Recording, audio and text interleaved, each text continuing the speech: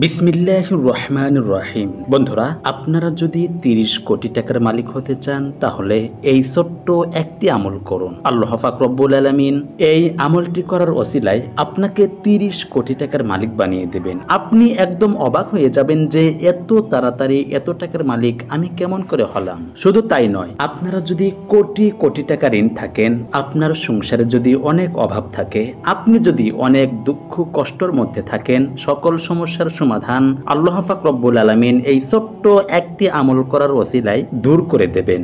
আপনি অবাক হতে বাধ্য হবেন যে এত বড় বড় সমস্যা, এত টাকা ঋণ কেমন করে এত তাড়াতাড়ি পরিশোধ হয়ে গেল। তাই বলছি, একটু কষ্ট করে, একটু ধৈর্য ধারণ করে সম্পূর্ণ ভিডিওটি দেখে নিয়ম কানুন মেনে এই ছোট্ট আমলটি করুন, তাহলে আপনি অবশ্যই ফল পেয়ে যাবেন। কেননা সমস্ত কাজের একটি নিয়ম কানুন থাকে, আর যে ব্যক্তি নিয়ম কানুন অনুযায়ী কোনো কাজ করে ওই ব্যক্তি অবশ্যই ওই কাজের মধ্যে সফলতা অর্জন করতে পারে। আর যে ব্যক্তি নিয়ম কানুন মানে না, সে কখনোই কোনো কাজের মধ্যে সফলতা অর্জন করতে পারবে না। তাই বলছি, আপনি নিয়ম কানুন মেনে এই ছোট্ট আমলটি করবেন, তাহলে অবশ্যই আপনি সফলতা অর্জন করতে পারবেন। বন্ধুরা, এই আমলটি আপনারা সকলেই করতে পারবেন। ছোট্ট বড় ছেলে মেয়ে সকলেই এই ছোট্ট আমলটি করতে পারবেন, কোনো সমস্যা হবে না। শর্ত হলো পাক পবিত্র একটি জায়গায় করতে হবে। বন্ধুরা, আমলটি করতে বেশি কিছু লাগবে না, শুধুমাত্র সূরা ইখলাস জানলেই হয়ে যাবে। আর সূরা ইখলাস কোরআনে কারিমের অনেক গুরুত্বপূর্ণ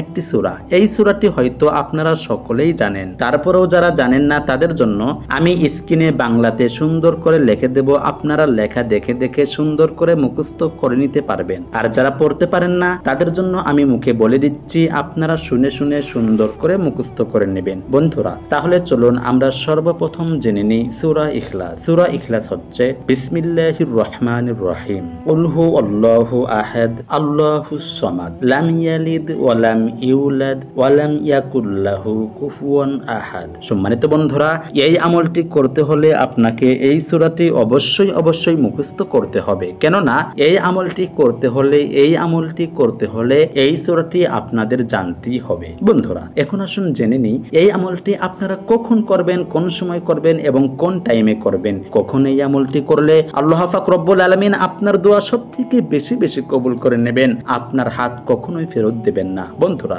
এই আমলটি আপনারা 3 টাইমে করতে পারবেন। 1 নম্বর, প্রত্যেক ফরজ নামাজের পর, অর্থাৎ যে কোনো একটি ফরজ নামাজের পর এই আমলটি করতে পারবেন। 2 নম্বর, আসরের নামাজের পর থেকে মাগরিবের আগ পর্যন্ত যে টাইম থাকে এই টাইমের মধ্যে আপনারা এই আমলটি করতে পারবেন, কোনো সমস্যা হবে না। কেননা এই টাইমটি অনেক বরকতময় একটি টাইম। এই সময় কেউ যদি আল্লাহর কাছে কিছু চায় তাহলে আল্লাহ পাক রব্বুল আলামিন তার হাত কখনোই ফেরত দেবেন না। 3 নম্বর, তাহাজ্জুদের নামাজ পড়ে আপনারা এই আমলটি করতে পারবেন। এই 3 টাইমে আপনি যদি এই আমলটি করে আল্লাহর কাছে আপনার অভাব অনটন দুঃখ কষ্টের কথা বলতে পারেন, তাহলে আল্লাহ পাক রব্বুল আলামিন আপনার দোয়া অবশ্যই কবুল করে নেবেন, এর মধ্যে কোনো সন্দেহ নাই। বন্ধুরা, আমলটি করার প্রথমে আপনি সুন্দর করে পাক পবিত্র হয়ে নেবেন। তারপর আউযু বিল্লাহি মিনাশ শাইতানির রাজিম মাত্র একবার পাঠ করবেন এবং বিসমিল্লাহির রহমানির রহিম একবার পাঠ করবেন। বন্ধুরা, তারপর যে কোনো একটি দরুদ শরীফ মাত্র 7 বার পাঠ করবেন। সবথেকে ছোট্ট একটি দরুদ শরীফ সাল্লাল্লাহু আলাইহি ওয়াসাল্লাম,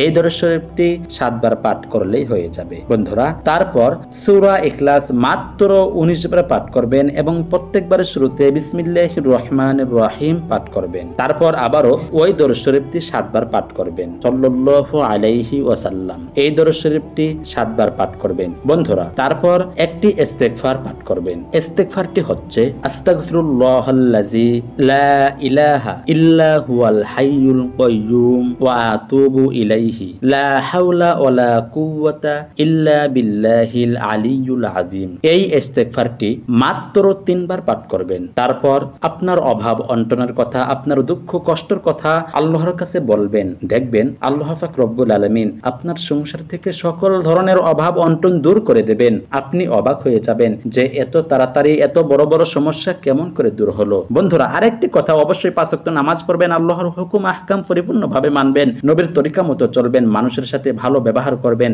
আর এইগুলো মেনে যদি আপনি এই আমলটি করতে পারেন, তাহলে আপনার দোয়া 100-র মধ্যে 100 কবুল হয়ে যাবে। কেননা আল্লাহ পাক রব্বুল আলামিন তার খাস বান্দা এবং বান্দির দোয়া কখনোই ফেরত দেন না। আমরা সকলেই যেন 5 ওয়াক্ত নামাজ পড়তে এই তৌফিক যেন আল্লাহ পাক রব্বুল আলামিন আমাদের সকলকে দেন। আসসালামু আলাইকুম ওয়া রাহমাতুল্লাহ।